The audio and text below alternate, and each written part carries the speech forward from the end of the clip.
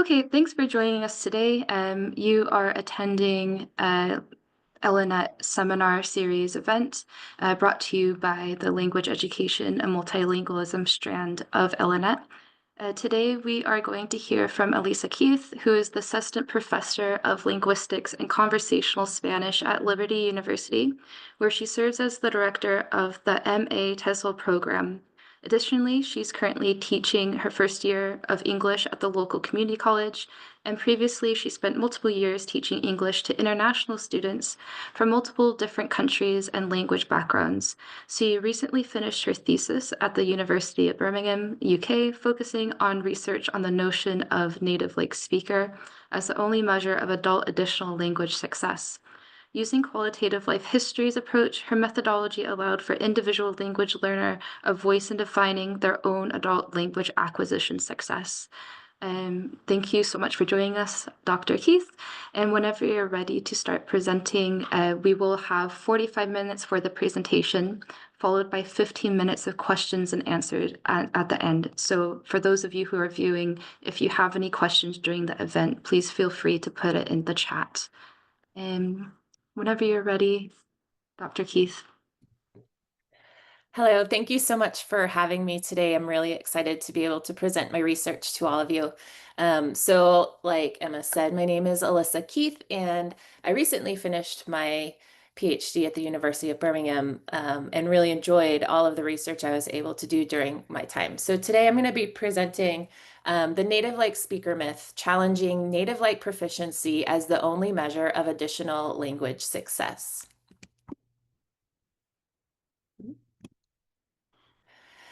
So before we get started, I wanted to define a couple of the things in my title so that we're all on the same page. So first, when I say adult language acquisition, I define that as those who learn an additional language after the age of 12. So I have an almost 12-year-old. I do not consider her an adult, but the literature tends to agree that anyone who learns a language after the age of around 12 is considered an adult language learner. So that's what I'm talking about when I talk about adults learning an additional language. So it could be anything, 12 all the way to 65 was my oldest participant. I also use the phrase additional language. That we are seeing your presenter's screen. Oh, Is it intended? I'm so sorry. Let me see if I can switch it.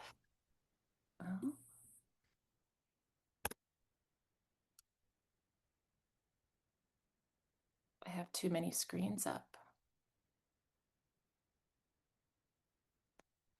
Maybe I'll just, let's try this. Thank you for telling me. You could see all my notes there.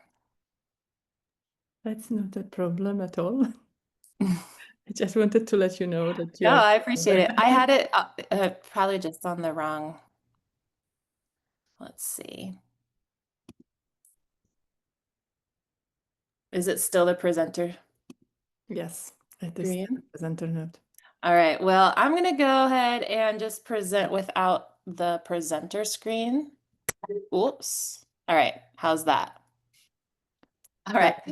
Thank you so much for telling me. I would have gone the whole time not knowing. Oh, together here. All right. Okay, so additional language I use to define any language that's learned in addition to the first or the primary language. And the reason for that is that oftentimes it's called English as a foreign language, but not every language that everyone is learning is a foreign language. So, for example, in the United States, many students learn Spanish as a foreign language, but many Americans speak Spanish as their first language at home. I also, oftentimes we call it learning a second language, but from what I saw, oftentimes it's not a second language, it's a third or a fourth or a simultaneous language. And so I use the phrase additional language learning to refer to any language learned in addition to the first or primary language. So as I use those phrases, that's what I mean by that. So what we're saying today, I think it's pretty common knowledge that a a majority or many people in the world are multilingual or bilingual. Finding accurate statistics for how many people that is turned out to be difficult because there's not a great one way to count that, but we all know that there's quite a lot of people in the world who are multilingual or bilingual. And although the data is showing that the number of students enrolling in a higher education language class is declining, the language apps and the language learning products are reporting that Duolingo specifically reports that in 2023, they had 74.1 million more users, which is a 50% increase from the previous year. So people are really wanting to learn new languages and additional languages, even if they don't want to take it as a college class. And a quick search on the internet would give you a lot of options in learning a new language. And you could learn how to speak like a native speaker in 20 minutes, in 90 minutes, in 5 steps, in 13 steps, in 15 steps, or 20 steps. And so what we have is a lot of options in learning an additional language. However, and you could also learn how to speak like a native English speaker. I think you'll all enjoy this. The best way to learn how to speak like a native English speaker is to take a class in Washington, D.C. So what we can see here is there's a lot of ways, or there's a lot of options for people who want to learn how to speak an additional language. However, the options are all making a number of assumptions about additional language learners. We see a similar assumption, which I'll address in a second, about additional language learners from the scholars as well. So, anybody can make a YouTube video about how to speak like a native speaker. But even what we see in the scholarly research is an assumption that people who are learning an additional language are really trying to speak like a native speaker, and that is their goal as they begin or continue to learn their additional language. So I have a couple of sources here, and I'll apologize in advance if I mispronounce an author's name. It's because I've never heard it said aloud before, even though I've spent so much time with these authors. So I realize that this study from 1990 is quite old, but it's still highly referenced, where it implies that adult additional language learners fail to learn an additional language if they don't speak like a native speaker. We see that in multiple other studies as well, this assumption. And so what I'm going to address today is the native-like speaker myth, which consists of 4 assumptions about the native speaker. So we have the assumption of a homogeneous native speaker, the assumption of native-like proficiency as the ultimate attainment goal, assumption of native-like proficiency as the only measure of success, and assumption of an objective measure of additional language acquisition success. So the first of these is the assumption of a homogeneous native speaker. Now, this has been very well studied, and so I did not spend a ton of time trying to reinvent the wheel of the research that's already out there.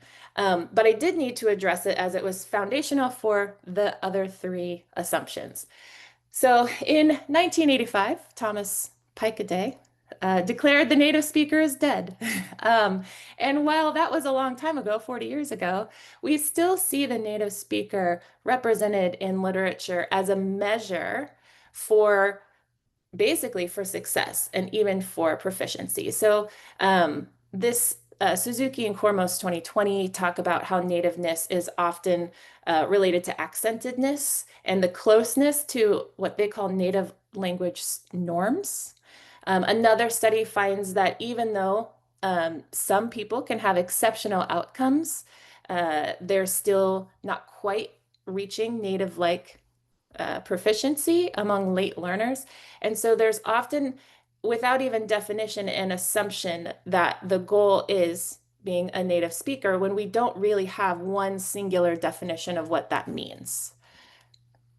So I'm not going to read you all of this, but this is part of a chart that I have about the various definitions of a native speaker. And oftentimes in our mind, we can conjure up an idea of what a native speaker is, but there's not one unified native speaker that can be used as the goal for additional language proficiency. And so, all the way, obviously 1935 is a super long time ago, but I wanted to show the progression over, since 1935 all the way through currently, that there's not one singular definition of who gets to count as a native speaker. And so as we're thinking about learning an additional language, if you're using the native speaker as the goal, we don't really even have a goal. It's a very vague definition. And so how are we going to measure success if we don't even have one unified homogeneous native speaker as the measure? The second assumption is the assumption of native-like proficiency as the ultimate attainment goal.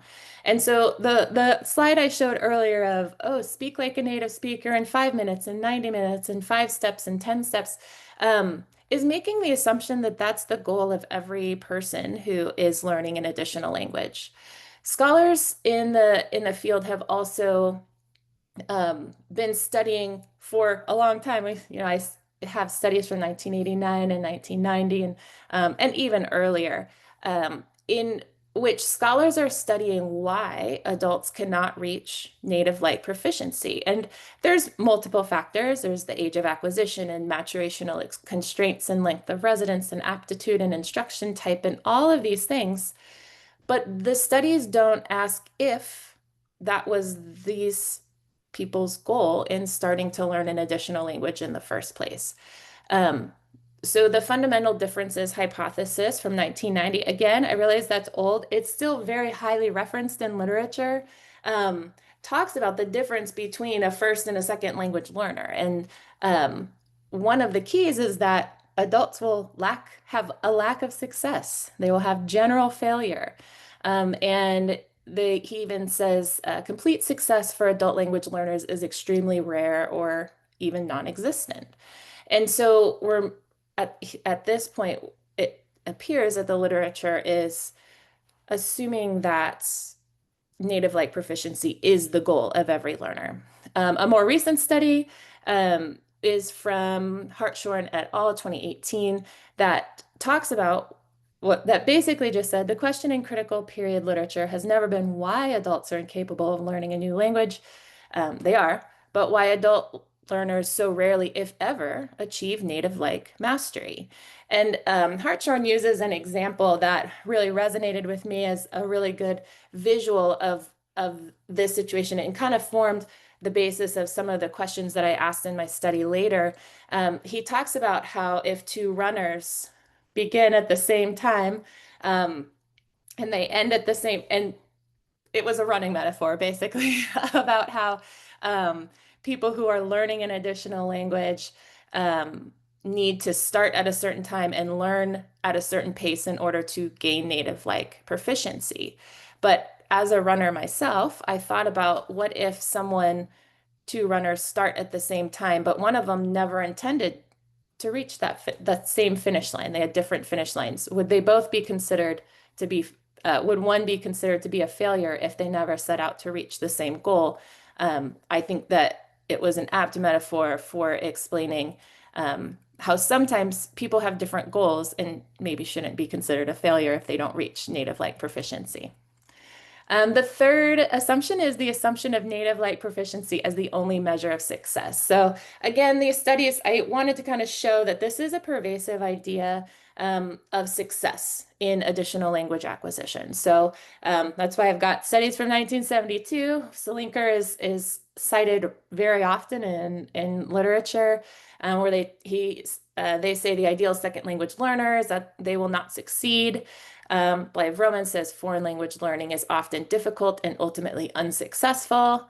Birdsong 1992, the outcome of first language acquisition is success, and additional language or L2A results in varying degrees of success. Failure to acquire the target language grammar is typical.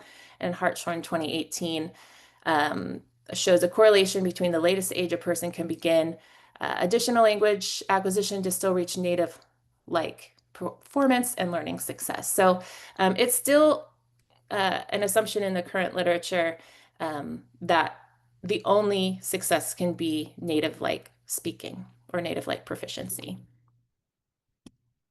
And then the final assumption that I addressed in the study was the assumption of an objective measure of additional language acquisition success.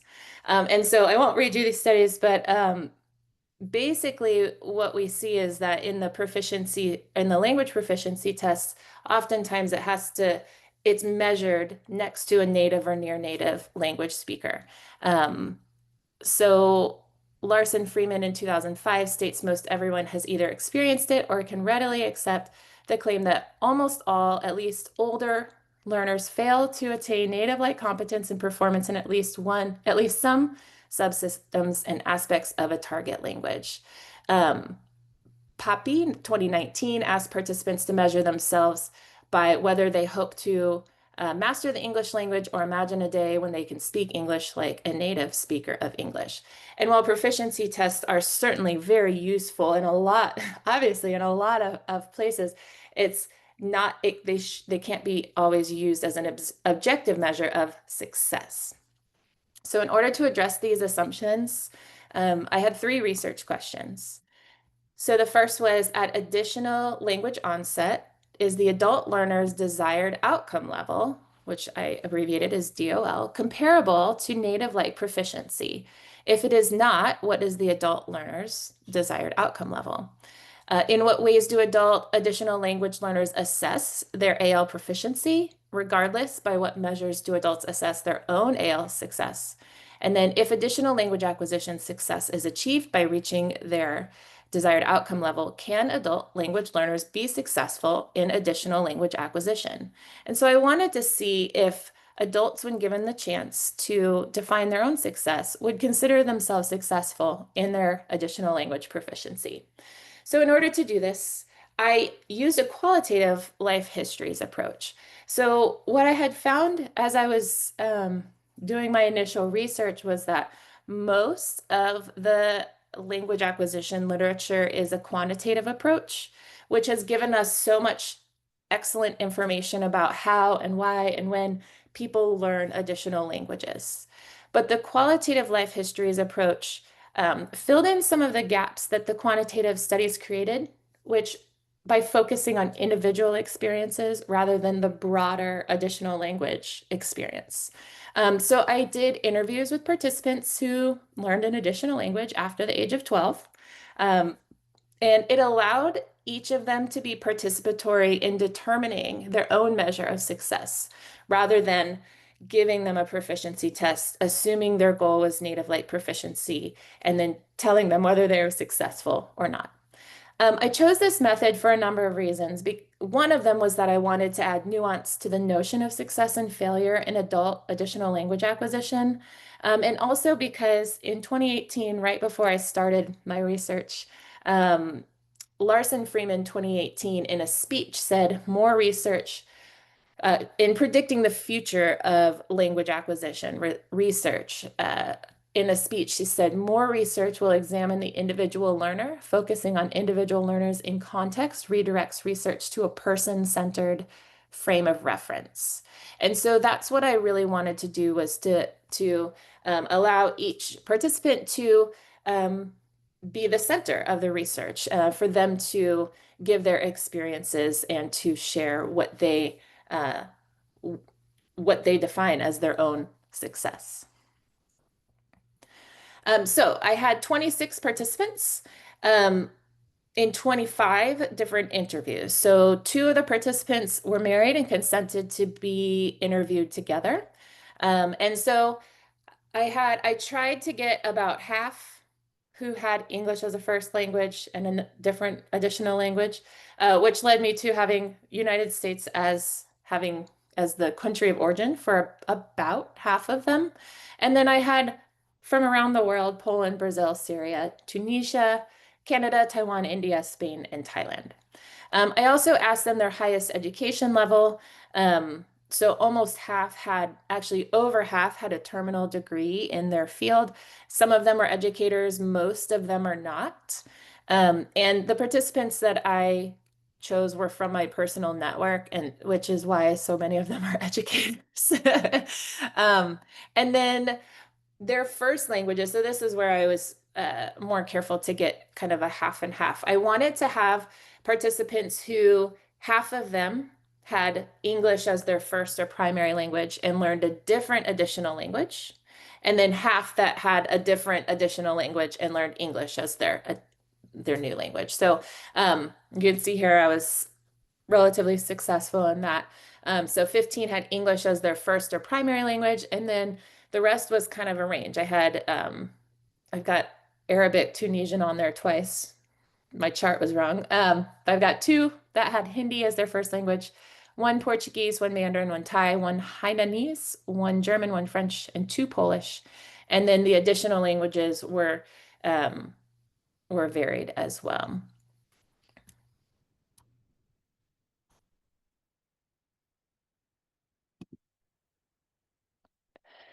So while I said that I wasn't necessarily going to spend focus challenging the assumption of a homogeneous native-like speaker, only because it has been very well researched, I did see in my data that participants agreed. Their information did confirm what previous literature has said, that there's really not one homogeneous native-like speaker. So an example that I wanted to give was that Anita, all the participants have pseudonyms. So Anita responded that her L1 was Thai. So I had asked her, what's your first language, or what first language did you learn, and what at home? And she said Thai. And then the more the conversation went on, she said, well, actually, when I was younger, actually started learning Hainanese, which is another dialect of Chinese. I spoke that at home with my grandparents and my parents. And then when I went to school, I lost that. And so she would technically be considered a native speaker of Hainanese because it was her first language, but she doesn't remember any of it anymore. She said probably if she were to go back and talk to people, it would come back to her. But when we're talking about who is a native speaker, it's much more blurry and much more vague than the literature seems to show. So that was even though I didn't spend most of my time on this, my evidence did show that did confirm that there are multiple different people who is a native speaker and who is not a native speaker. So the results or my findings challenge the assumption of the native-like proficiency as the ultimate attainment goal. And so my research questions, this was addressing my first research question of why did they begin to learn an additional language, and what were their desired outcome levels? So the participants had varied motivations to learn and to immerse themselves in their additional language. I also, say individual motivations has also been very well studied. So I didn't get into the why as much because it is well studied already. But I did ask them, what was your ultimate goal? What were you hoping to get out of learning this additional language? And so what they shared was that they had a wide variety of desired outcome levels, but most of them were not comparable to being a native speaker or having native-like proficiency. So once I did their interviews, I transcribed it. Did the qualitative data analysis. I used a sketch engine as my secondary analysis in order to create a corpus. And what I found was that most of them didn't even mention speaking like a native speaker or having native-like proficiency. But what I did find were the first two themes was that adults learn language to connect with people, not to speak like native speakers. They also learn language to connect with cultures, not to speak like native speakers. So the first theme that I really was able to see in these individual participants was that they really wanted to connect with people. So a quote that I really enjoyed when I said, what was your goal? What was your ultimate attainment goal? Though I said desired outcome level in the interview. And one person, Arthur, who his additional language is Spanish and Brazilian Portuguese, his main goal, I don't want to sound like an idiot. And um, it just, I think that that's most of our goal in life, is to not sound like an idiot, but that you're not going to see that on a proficiency test anywhere. And so he was just very real. He said, I want to be able to connect with people and not sound like an idiot. So the primary reasons that participants began learning an additional language was due to enjoyment, followed by it was required. So in many places, you're required to learn a language to connect to people and to connect to culture. None, however, reported a motivation to speak like a native speaker, nor did any report having gained native or native-like proficiency. But what they did get from learning an additional language was spouses. Multiple people gained a spouse because they were able to speak their language. They really connected to the people. They gained family, they gained friends, they gained careers, and they gained a connection to culture. But what they didn't mention was that their ultimate attainment goal was to speak like a native speaker. So I have a couple of their quotes here. They said a lot of things. And so I really just pulled out the ones that were primarily about connecting to people. And I won't read all of these to you because we don't have a ton of time, but I can make this available, but most people just said they wanted to talk to people. They wanted to learn the language to know people. They wanted to really connect. They wanted to have conversations. They wanted to be able to accept people for who they are, make relationships with neighbors, to engage with people from other cultures. None of the participants, and I realize 25 is not a huge sample size, 26, but none of them said, when I started learning this language, I really wanted to speak like a native speaker. And so that challenges this idea in the literature that the only goal or the ultimate attainment goal is to speak like a native speaker. The second theme I found in this first round of questions was that adults learn language to connect with cultures, not to speak like native speakers. So when I asked them, what was your desired outcome level? A number of them also said to connect to culture. They wanted to earn a good grade, and they just really wanted to have a good classroom experience. But again, they did not say that they were trying to become like a native speaker. One participant did say they had always had the goal of being near native or native, but he was an outlier, and his goals, in the more we discussed it, it became much more nuanced as far as what his goals were for learning his additional languages. But most of the participants just didn't even mention wanting to speak like a native speaker as their ultimate attainment goal. So here's some of their quotes. And again, I'm not going to read all of these to you, but here's what the participants said about wanting to learn a new language in order to connect to culture. They want to immerse in a culture. They want to expand cultural horizons. They want to know people from other cultures. One person said, I want to understand why sometimes people would not understand me for cultural reasons. Understanding different ways of thinking, gaining insight into the world, travel, etc. And so what the participants said about their additional language acquisition goals really had to do with the people they can connect with and the cultures they can connect with, and not the goal of being like a native speaker. So as I continued on through the analysis of my interview data, the findings also challenge the assumption of native-like proficiency as the only measure of success. So adult language learners actually have varied measures of their own proficiency. Few of them are referential to the native speaker. Now, I did not give them a proficiency test, so their own measure of proficiency is really up to them of how well they believe themselves to be able to speak or use this language. But what I also found was that participants can successfully reach or exceed their desired outcome levels.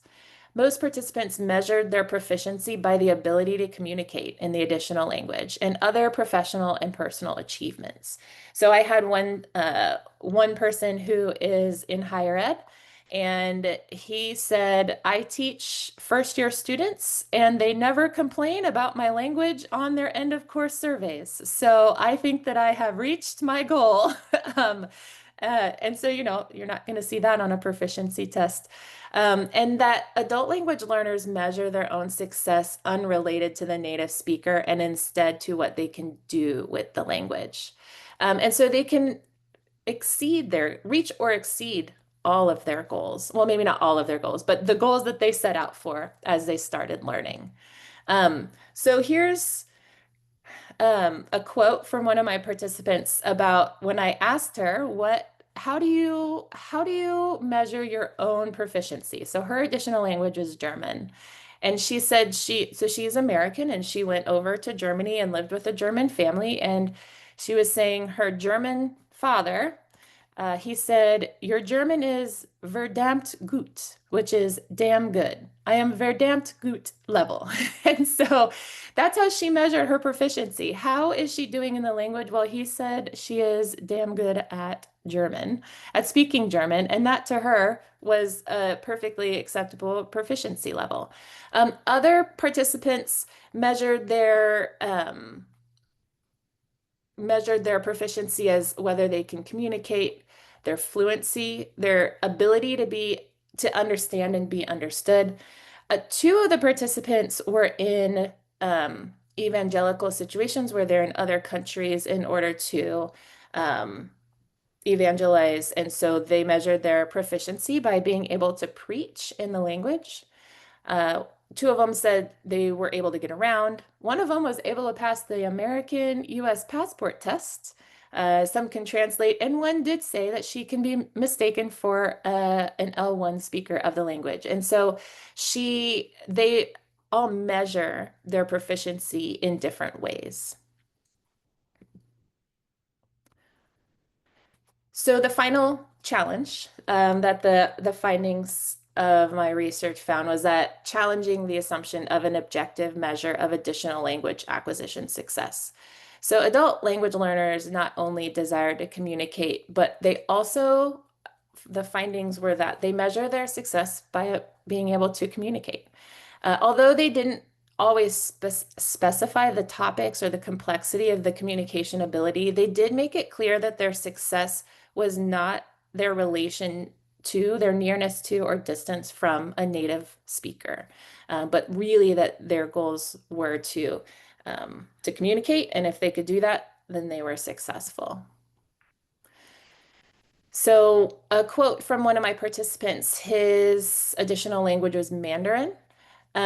He was immersed in the language, and he had a very specific goal that he went way beyond, and he said, I far exceeded my expectations of how much I could learn in a year. And so what my participants reported was that 84.6 of them with multiple additional languages consider themselves successful. 90% of them, of the additional language English speakers, consider themselves successful. 92.3% who define success as reaching their desired outcome levels consider themselves successful. 93% with L1 English consider themselves successful. 96% with desired outcome levels other than to speak like a native speaker consider themselves successful. And I will note there was one participant whose desired outcome, or he did mention native speaker, he said he still considered himself successful despite not reaching that specific goal. And then 100% of participants who've completed high school through graduate level consider themselves successful. So when I asked them to define their own success, so if we were to look at the research that says, adult language learners cannot be successful, or they fail to reach native like speaker levels of proficiency. We use quantitative data. We paint everyone with a broad brush of saying this must be what your goal was, and if you didn't reach that goal, then you have failed. But when you allow participants or people to define their own success, we see that they actually do consider themselves successful because they were able to do what they had intended to do with the language.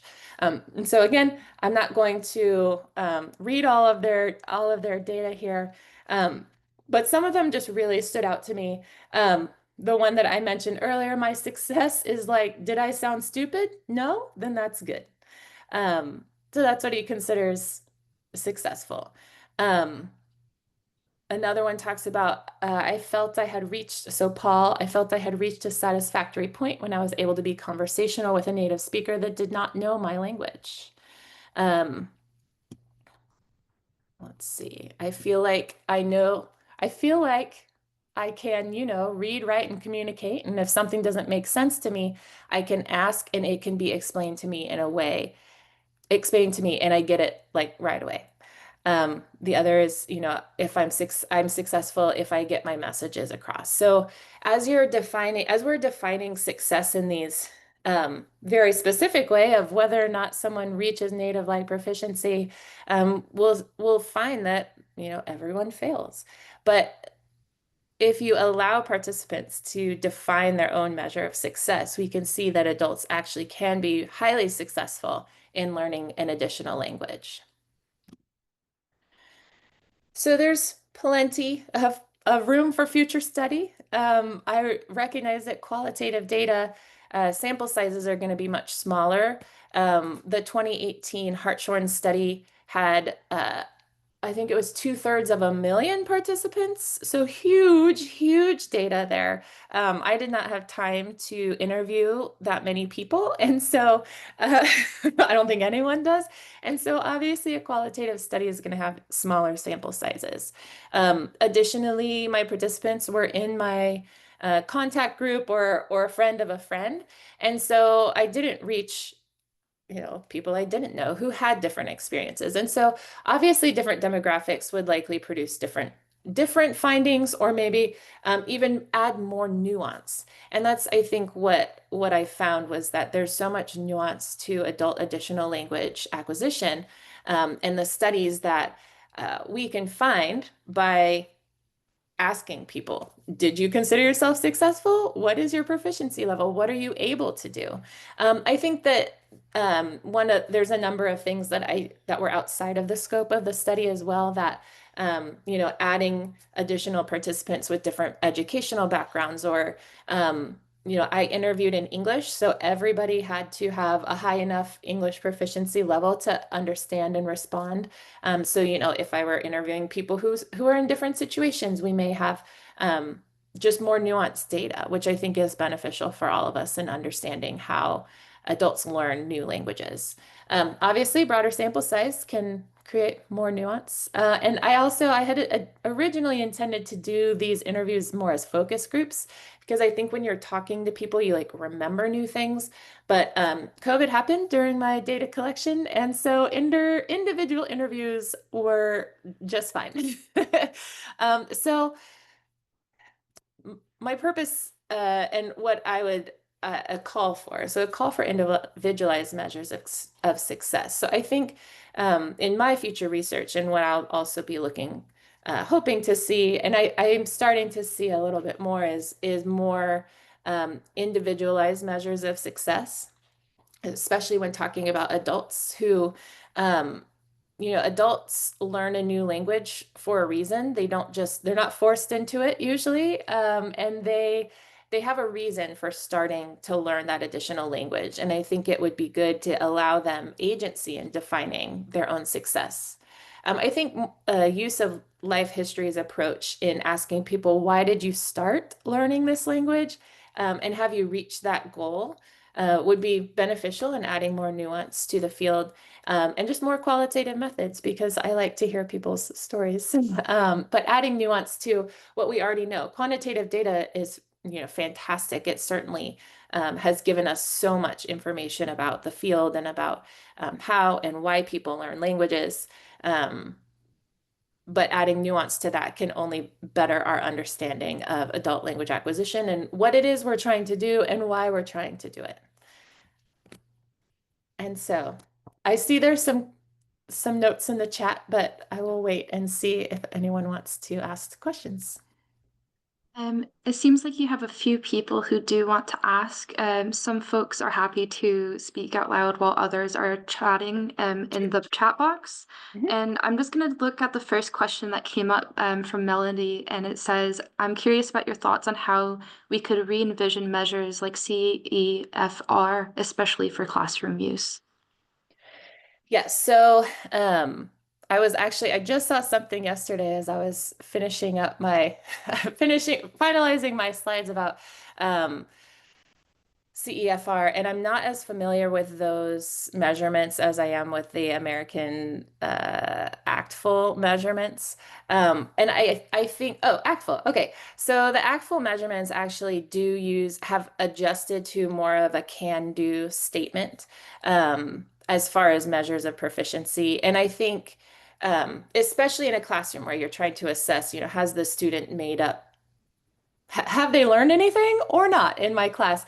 I definitely think there's a place for proficiency tests and for measurements of proficiency and figuring out, what level should this person be in which class. I'm not, advocating for throwing any of those out. I did see something yesterday as I was, like I said, wrapping up my slides, that one of the CEFR levels is considered equivalent to native proficiency. I think it was C2 maybe. And then someone was advocating that we not use proficiency levels to measure against native speakers and instead using the measures to identify what, like the ACTFL levels say, of what can the person do with the language rather than measuring them by how close or how far they are from the native speaker. So there's also a study, which it gets tricky in the classroom, of course, because you have to know where a student is supposed to be level-wise. But there was a study in 2019 by I think it was Ma and Wink, where they advocated for self-assessment in addition to like a more standardized proficiency test that kind of allowed people to kind of assess where they believe they are in the language. Again, it depends on the age. I think different kids are going to be more likely to be very confident, whereas adults are going to be like, I don't speak the language at all, and then they're actually super proficient in the language. So, did that answer your question?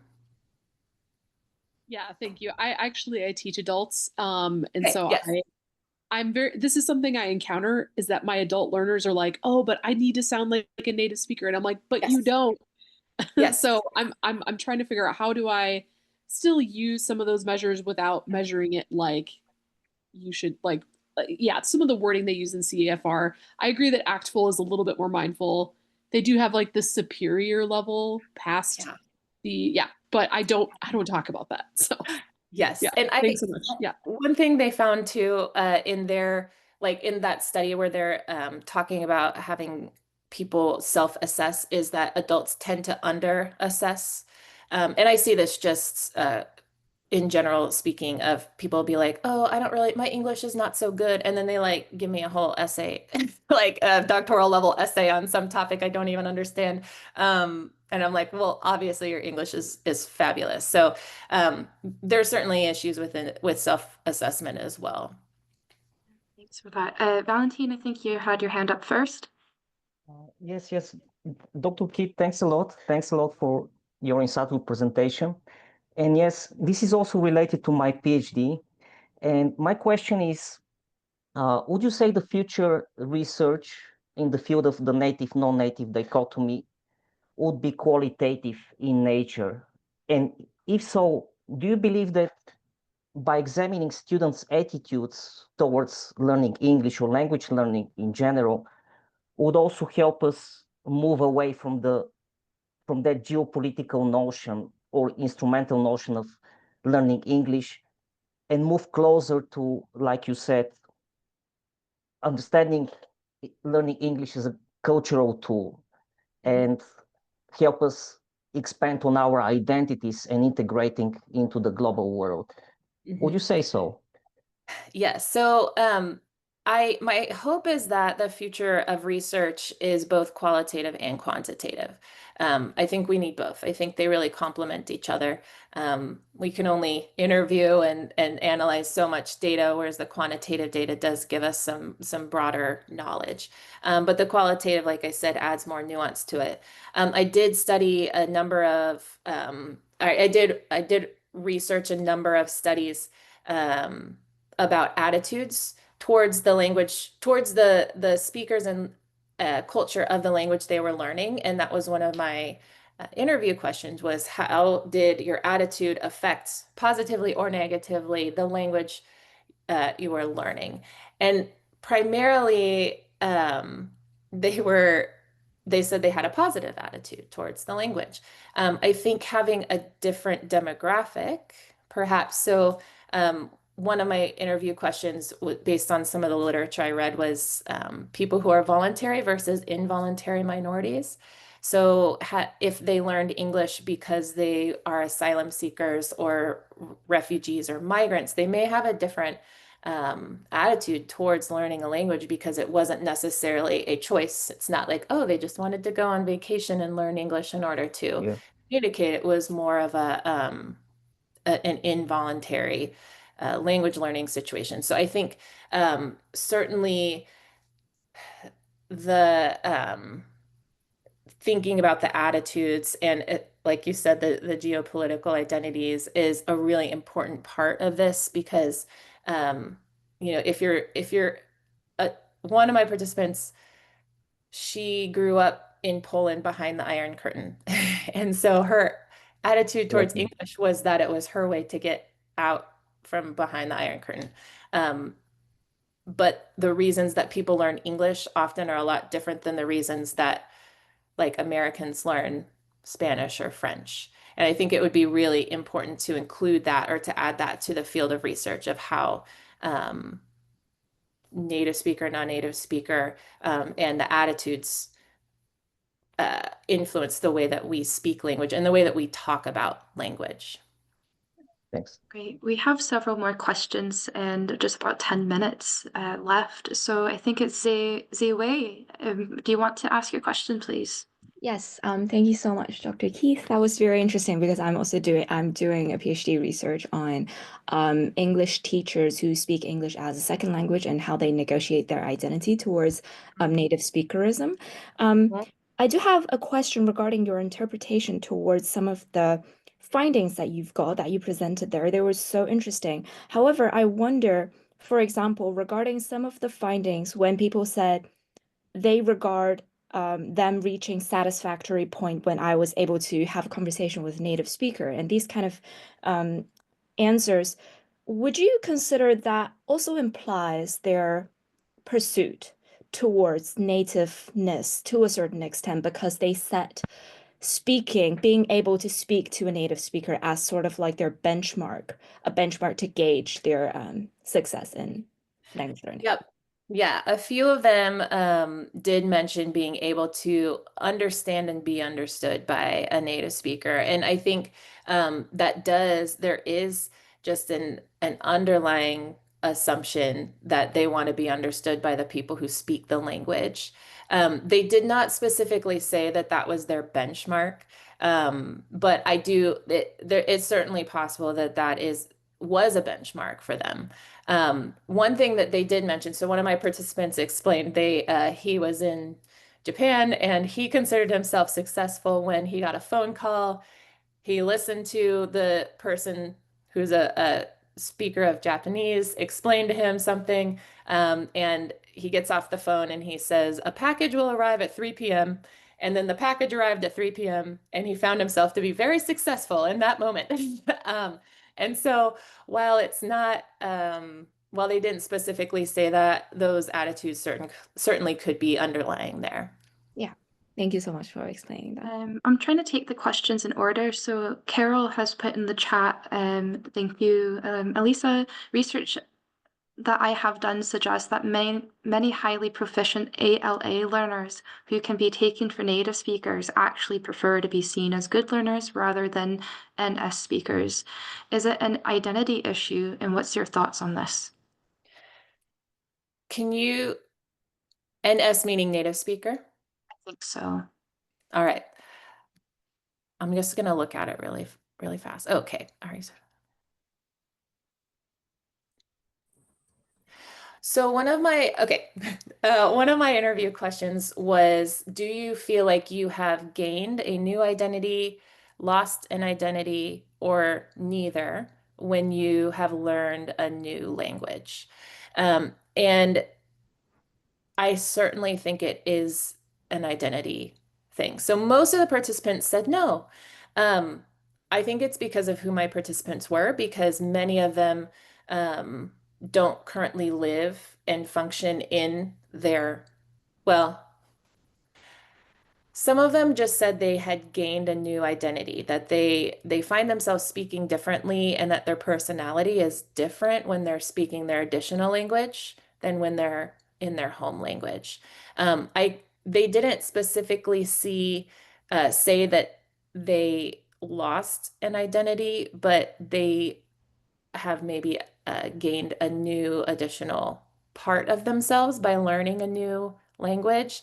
But I think that the research in identity and language and additional language, and like especially if you're living, functioning, married to someone even who speaks your additional language, I think would definitely be something to dive into a little bit deeper, and how your language and the language that you speak really contribute to who you are. I had one person who, it was just a conversation. It wasn't part of the research. She is a English first language, but has lived in Brazil for the past 20 years, and how she feels like she's lost a part of her identity because even her name is pronounced differently. Her name is actually only 2 syllables in English, but it's, I think, 5 in Portuguese. And so even that, she says, I feel like I'm not the same person I am here in Portuguese as I am at home, because even my name's different. And so I definitely think it's an identity issue. I think there needs to be more research on it. My particular participants didn't mention wanting to be seen as a good learner rather than a native speaker. Alissa, are you able to stay for maybe 5 minutes after? Okay, sure. great. Just so that way everyone has a chance to ask questions. Is Yep. it Lumila? Yes, Ludmila. Perfect. Thank you very much for your presentation. I just would like to start with a comment regarding your metaphor of 2 runners. So, because of the question, like, why can't adults learn a language like a native? So sometimes I think it comes down to time and focus. So I think, imagine if we are locked in on the island and we have only one task to learn the language. So would we be eventually reach that level of native like proficiency? But it's something to reflect. But my background, I work with teachers who would like to teach the subject for English. So I work at Chilean University. And one of the questions that I ask them during our workshop, what does it mean to be fluent?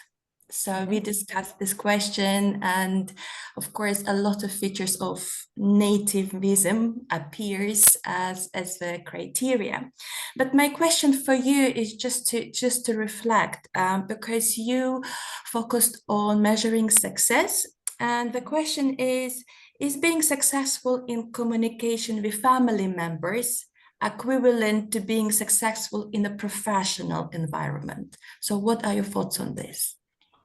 So I think it depends on what the goal originally was as far as success. So the things that we can talk about with our family are maybe going to be different than the things that we talk about in a professional place. It's 2 very separate things, with family expressing feelings and emotions and really personal things is going to require a different type of language than being able to present your thesis in a professional setting. I think that whether or not someone is successful or can be successful depends on what they want to do with the language. So one of my participants said that his goal was to be able to preach in the language that he had learned. That doesn't tend to be most people's goal, and he was able to do that successfully. And so I think that whether someone considers themselves successful in learning the language or not depends on whether or not they have reached the original goal. So if a person's original goal is to teach English to students in Chile, was it? And they're able to do that successfully, and there are ways to say, oh, are the children learning how to speak English? Then that certainly would be a measure of success. Whereas they may not be able to express themselves as fully emotionally in thoughts and feelings with their family at home, but they can have really good casual conversations in their additional language. And if that's what they want to do with the language, and they consider themselves successful, I think that would work as well. Did that answer your question? Yes, you have. Thank you. Back to the chat, there's a question from Hong that says, in many cultures, mine as well, people often think having a good accent is a marker of native-like proficiency. It's actually really difficult for language teachers to challenge this perception and help students value diverse English accents while still supporting clear and effective pronunciation for communication.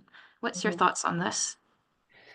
This is definitely a place that I saw a lot of research as well. I'm sure you all have seen it about accentedness. So one of the studies that I read was about how often people, can have a super high proficiency in all of the different places, but accent tends to be the last one, or the most difficult one to improve in. And so as far as changing attitudes, it's certainly an ongoing task, explaining to students that the goal of practicing pronunciation is to be able to be understood by other speakers of the language. The attitudes of, I think someone else talked about native speakerism in teaching, that those sorts of attitudes of a native speaker has the good pronunciation and everyone else has bad pronunciation is an ongoing task. It's one where, if possible, you can give students different examples of different pronunciation and how the way that this person says it is different than the way this person says it, but both of these people are understandable. But it is, I definitely agree, it's a difficult challenge, but on one that can definitely use more research because it's easy to say like, oh, we love diverse accents, but it's much easier to change those, or much more difficult to change those perceptions around the world for sure. We have two more questions. One is coming from Nick. I think like many people here, I'm also studying something. Well, I'm doing my PhD, and the native speaker proficiency comes up a lot. I'm looking at teachers, but one thing that's come up is the commodification of. I'm looking at how teachers construct value, how foreign English language teachers or people who have come to Thailand to teach English, how they construct value for themselves in a highly commodified field.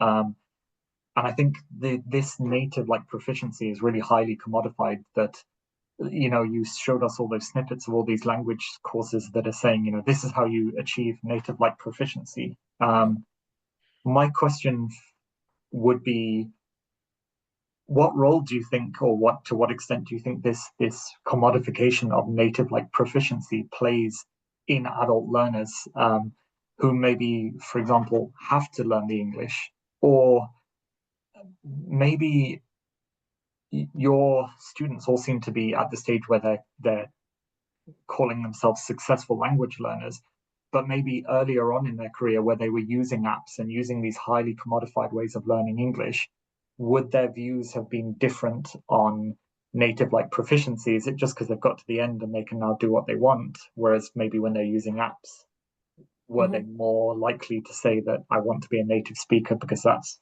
how it would have been sold to them? Does that make sense? It does. So I agree. I think the participants that I had, many of them are like, say, oh yeah, we're still learning. A couple of them are like, nah, we're done.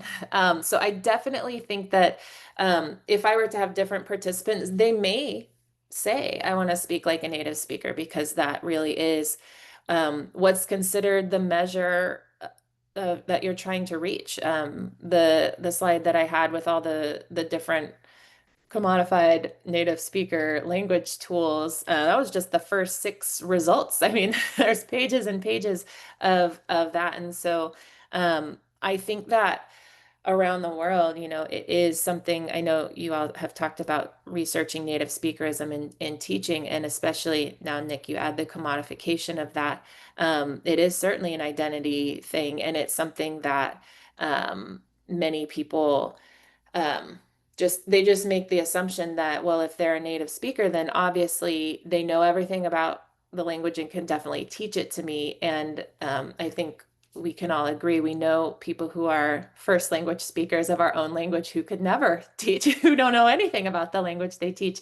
And so certainly making assumptions about someone who considers themselves a native speaker, even their ability to teach is an assumption. I think I lost track of your question though. Oh yeah, so I think earlier in their learning process, they may have had a different response. Many of them started as teenagers because it was required. And so when I said, what were your goals when you first started? Of course, they had to think back, some of them like 30, 40 years. They were like, I think I just wanted to get a good grade. Or one of them said there was a cool kid at school who spoke a different language and they wanted to talk to him. So at that point, they may not have been aware of the native speaker goal, but we're in a whole new age 30 years later of Duolingo and all of the ways that you can learn how to speak like a native speaker in 5 easy steps. So certainly additional research to be done there. Thank you. Thanks. And Alfonso, I think you had your hand up as well. Yes. So- Does everyone hear me? Is it okay? Yes. Yeah. Thank you very much, Dr. Keith, first of all, for the presentation. And I'm going to try to be quick because I also feel like the topic has sort of been already kind of talked about. Initially, I had a very similar question to what Xu Hui, I believe, was posited. And then Huang also talked about it a little bit. So essentially, I'm also a PhD student, and I'm also working with non-native, in my case, a lot of pre-service teachers, right? In service as well, but essentially pre-service teachers that are currently going through their BAs or their MAs, right? And they are, you know, moving towards becoming secondary or tertiary school educators, right? And again, mirroring a little bit of what Xu Hui has said, right? It sort of feels like to me, at least now after having conducted so many interviews, right, so many focus groups, it seems like it has gotten to a point with native speakerism, right? Because, you know, this has been talked about for 40 plus years. It feels like it has gotten to a point where it's not like we have detached ourselves from that idea, but that we are still covertly kind of in that framework, right? In that mindset. Because you'll hear, you know, both pre-service and even in-service teachers, right? People who are, you know, highly educated about the facts of native speakerism as well. They will, they'll have that impulse of telling you, well, of course, non-native varieties are just as you know, there's no prestigious advantage to native varieties or whatever, right? But then you'll ask, personally, you'll ask them, do you really believe that? Is there, and they'll sort of, with a little bit of shame, right, in what they're saying, they'll tell you, well, actually, I really like when I hear a British person speak, because, and so it gets to a point, to me at least, where it worries me, right, a little bit, because these people are going to be, in fact, future educators, and obviously this work is very like descriptive, but the goal itself of the project I'm involved in is to create sort of a framework that we can actually use in a course, right? To perhaps to achieve a kind of awareness, right, of sorts. But I'm still sort of wondering, is this enough? Because it's such a covert. I believe it has become such a covert idea, right? I said, following Paycaday, native speaker is dead. It's kind of become my thing to say, might be dead, but there's a ghost behind our backs as well. And so, yeah, I wonder, are you an optimist in this regard? Just as a general rule of thought, yeah. I just in general in life, I'm an optimist. So I would say similar here. I really enjoyed when I found the title that declared the native speaker dead, when here I see the native speaker alive and well in current research and current attitudes. I am optimistic only because I see so much really good research happening out there, and I think change happens very slowly.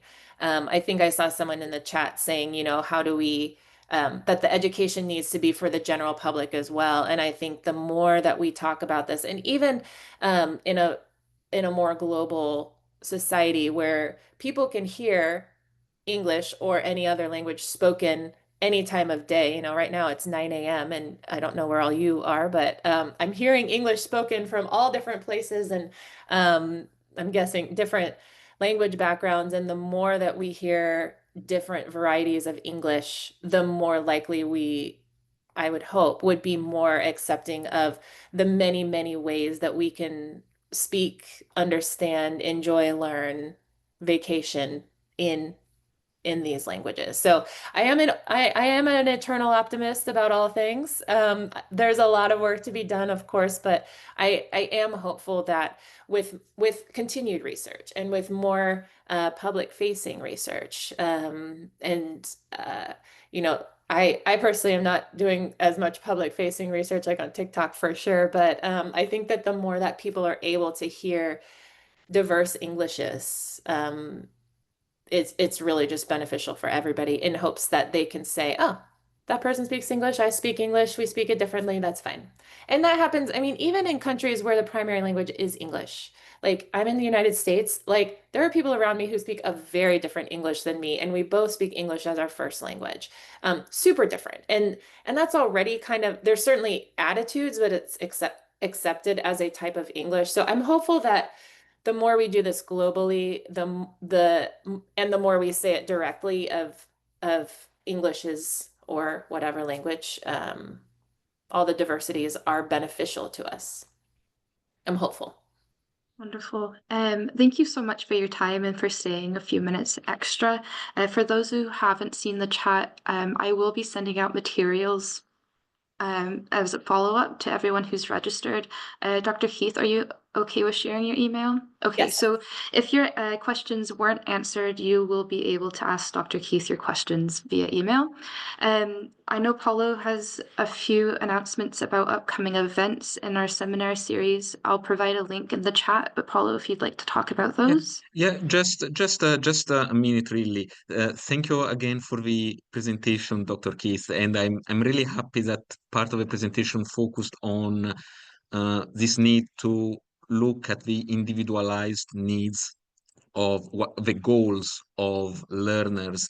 And even though we talked a little bit about emotions in this seminar, and I think this is going to be something very relevant in the upcoming seminars. I've just put the links in the chat, so if anybody would be interested in these particular topics, you can just register there. Just pay attention that the second one on June 22nd is going to be quite early in the morning for people in the Western Hemisphere. So if you live in Africa, Europe, Middle East, or America, it might be a little bit difficult to attend, but you can see by yourselves. And yeah, thank you everybody for attending. This is definitely a wonderful topic, especially for my own personal research. Thank you again, Dr. Keith. Thank you. All right, so I think we'll end the call here. Dr. Keith, do you have anything else you want to mention? Thank you so much. I'm on LinkedIn as well. So if you want to find me, I would love to learn about everyone else's research and hear what we're doing in the world. It seems really like everyone's got a lot of really cool things going on. So feel free to connect, and then my email will be in the materials that are sent out as well. So I would love to hear from you. Thank you so much, everyone, for joining.